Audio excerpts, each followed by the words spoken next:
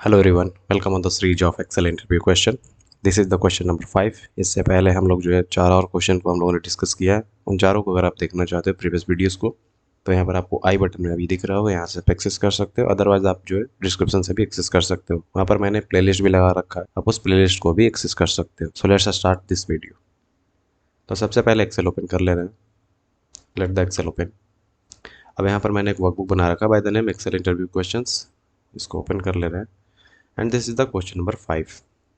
ठीक है, question number 5 है। क्वेश्चन को पढ़ने से पहले मैं आपको हमेशा बताता हूँ उसको, मतलब कि आपको एक फार्मूला यूज करना है, स्ट्रैटेजी यूज करना है, जो कि डिवाइड एंड रूल, जो कि वॉर में यूज होता है। एक्सेल के साथ आपको सेम करना है जब आप क्वेश्चंस के साथ डील कर रहे हो।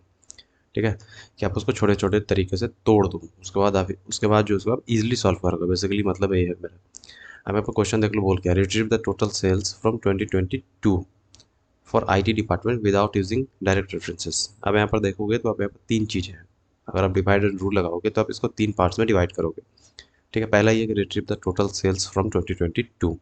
ठीक है, 2022 में जो भी सेल्स हुए हैं उसको रिट्रीव करना है, लेकिन बोला जा रहा है उसके बाद आईटी डिपार्टमेंट, ये होगी दूसरा पार्ट। तीसरा पार्ट होगी विदाउट यूजिंग डायरेक्ट रेफरेंसेस, मतलब आप डायरेक्ट इस डेटा में से इस तरह से किसी सेल को चूज़ नहीं कर सकते हो। ठीक है, जब आप फॉर्मूला यूज लगाओगे। अब हम लोगों ने क्वेश्चन तो देख लिया, अब हम लोग जो है डेटा को देख लेते हैं। क्वेश्चन को देखने के बाद हमेशा जो जितना भी समय लगता है, आप प्लीज़ मतलब कि इसको अच्छे से डिवोट करना टाइम अपना डेटा को समझने में। ठीक है, अब जैसे डेटा को देख लेते हैं, एम्प्लॉय आईडी है, डिपार्टमेंट है, सेल्स 2022, सेल्स 2023 और सेल्स टारगेट कुछ इस तरह से। ठीक है, अब मैं यहाँ पर समझ गया किस तरह से करना है।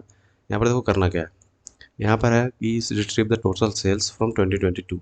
अगर मान के चलो सिर्फ इतना रहता तो आप सिंपली करते क्या कि सेल्स 2022 जो है उसके नीचे आप यहाँ पर इसको सम कर देते, राइट। टोटल सेल्स आ जाता, लेकिन यहाँ पर कंडीशन है, जब भी आपके पास सम करना हो और एक कंडीशन हो, यूज सम इफ। एक और बात, एक कंडीशन हो सम इफ, मल्टीपल कंडीशन हो सम इफ्स। ठीक है, लास्ट में जो एस वाला होता है, यहाँ पर एक कंडीशन है, so I am using sum if, sum if. ठीक है, इसको सेलेक्ट कर लिया। उसके बाद जो जैसे मैंने बताया कि फॉर्मूला को, मतलब कि क्वेश्चन को आपको अच्छे से समझना चाहिए, उसको चंक में डिवाइड करना चाहिए, उसके बाद आपको अच्छे से डेटा को समझना चाहिए। उसी तरह एक और पार्ट होता है, आप फॉर्मूला जो है उसके सिंटेक्स को समझते हो या फिर नहीं। जैसे यहाँ पर तीन चीज़ें, range, criteria and sum range. Range जो है दो बार आ रहा है, सम रेंज और एक रेंज, सिंपल रेंज। दोनों में अंतर क्या है, ये वाला रेंज जो है ये वो वाला रेंज है जहाँ से आप क्राइटेरिया सेट करोगे। जैसे department, control shift down arrow select हो गया, कॉमा, उसके बाद बोला क्राइटेरिया। इस रेंज में से कौन सा क्राइटेरिया, क्राइटेरिया हम लोग आईटी। ठीक है, डबल कोटेशन मार्क में आपको हमेशा लिखना है। उसका सम रेंज, तो सम रेंज है सेल्स 2022। ठीक है, इसको हम लोग इस तरह से सिलेक्ट कर ले रहे हैं, एंटर। ये जो आ गया 87 के। ठीक है, आसान था। और यहाँ पर एक और बात, मतलब कि जो कि हम लोगों को बताया गया, जैसे क्राइटेरिया जो है इसमें हम लोगों ने मैनुअली लिखा है। ऐसा नहीं है कि आईटी के लिए हम लोगों ने इस सेल को या फिर इस सेल को हम लोगों ने सिलेक्ट किया। ठीक है, क्योंकि क्वेश्चन में बोला जा रहा था विदाउट यूजिंग डायरेक्ट रेफरेंस। ठीक है, ये तो हो गया। अब मैं इसको आपको क्रॉस चेक करके दिखा दे रहा हूँ। अब जैसे ये हो गया कंट्रोल शिफ्ट एल, ये हम लोगों का मतलब फिल्टर लग गया। Department, this is the IT.